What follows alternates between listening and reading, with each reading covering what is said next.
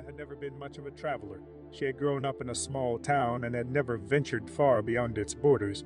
But after her mother's death, she found herself consumed by a sense of restlessness and a desire to see the world. She had always been close to her mother, and losing her had left Maya feeling adrift. She found herself searching for a sense of purpose and direction that seemed elusive. And then she discovered her mother's old journal. The journal was filled with stories of her mother's dreams and aspirations, of a life that was never fully realized. But reading her mother's words gave Maya an idea.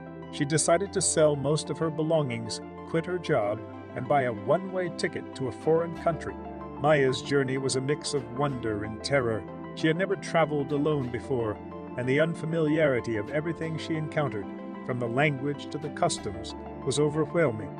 But as she made her way through each new place, she discovered a sense of adventure and curiosity that had lain dormant within her. It was in a small village that Maya met the seer. She had been wandering through the narrow streets, taking in the sights and sounds, when she saw an old woman sitting outside a small hut. The woman was staring intently at Maya, and when their eyes met, she smiled and beckoned Maya over. "Sit," the old woman said, patting the ground next to her. "I've been waiting for you." Maya hesitated, unsure if she should trust a stranger, but something in the woman's gaze made her feel comfortable, and she found herself sitting down next to her. "You are on a journey," the woman said, her voice low and musical. "A journey to find yourself." Maya was taken aback by the woman's words. She had never told anyone about her reasons for traveling, and yet here was this stranger who seemed to know exactly what was on her mind. "You will face great challenges," the woman continued, "but they will make you stronger. Remember to look for the signs along the way, and they will guide you." With those words, the woman stood up and walked away, leaving Maya alone in the dusty street. Maya didn't know what to make of the encounter, but she couldn't shake the feeling that it was significant. As she continued on her journey, Maya found herself drawn to mysterious places, ancient ruins, hidden temples, and sacred sites. In each place, she felt a sense of magic and wonder that she couldn't explain. She met other travelers, each with their own stories and reasons for being there. In one town, Maya met a man who claimed to be a magician. He performed illusions that left her spellbound, and she found herself following him to each new performance. After one particularly awe-inspiring show, the magician took her aside and whispered, "Remember to keep your eyes open. There is magic all around you if you know where to look." Maya didn't know what he meant, but the words stayed with her, and soon enough, she found herself seeing the world in a new way. She saw the patterns in the clouds, the way the leaves rustled in the wind, the way the stars twinkled in the night sky. It was as if the world had opened up to her in a way that she had never experienced before. But there were also moments of fear and uncertainty. There were times when she found herself lost, with no idea how to get back to her lodgings. There were times when she was approached by strangers who made her feel uncomfortable. And there were times when she wondered if she had made a mistake in leaving everything behind. It was during one of those moments of doubt that Maya encountered the seer again. She was wandering through a dark alleyway in a foreign city, trying to find her way back to her hostel, when she heard a rustling behind her.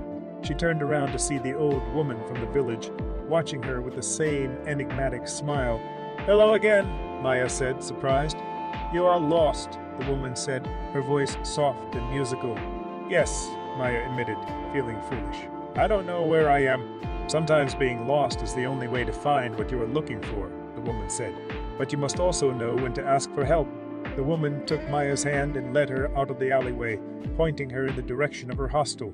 Maya thanked her and watched as the woman disappeared into the darkness. Maya continued her travels, each experience adding to her sense of wonder and mystery. She visited ancient ruins, met shamans and healers, and encountered other travelers with their own stories to tell. It wasn't until Maya reached the end of her journey that she finally understood the significance of the seer's words. She'd been wandering through a market in a bustling city when she saw a small trinket that caught her eye. It was a simple pendant made of silver with an intricate design etched into it. She reached for her wallet, but realized that it was missing. Panic set in as she realized that all of her money and documents were gone. She had no idea how she was going to get back home or even how she was going to survive. And then she remembered the seer's words, "Look for the signs along the way, and they will guide you." She took a deep breath and looked around her. That was when she saw the man with the familiar smile. It was the magician she had met earlier in her travels. He approached her and took her by the hand, leading her through the winding streets until they reached a small cafe. The magician ordered tea for them both, and they sat in silence for a few moments, watching the world go by. "I don't know how to thank you," Maya said finally. "You don't need to," the magician said, his eyes twinkling. "You were lost, and I found you. That's all that matters." Maya looked down at the pendant in her hand. It was the last thing she had left, and she was loath to part with it. But as she looked at the magician, she realized that it was a sign that her journey was far from over. She handed the pendant to him and stood up, ready to face whatever came next. The world was a mysterious and wondrous place, and she was ready to explore it to the fullest.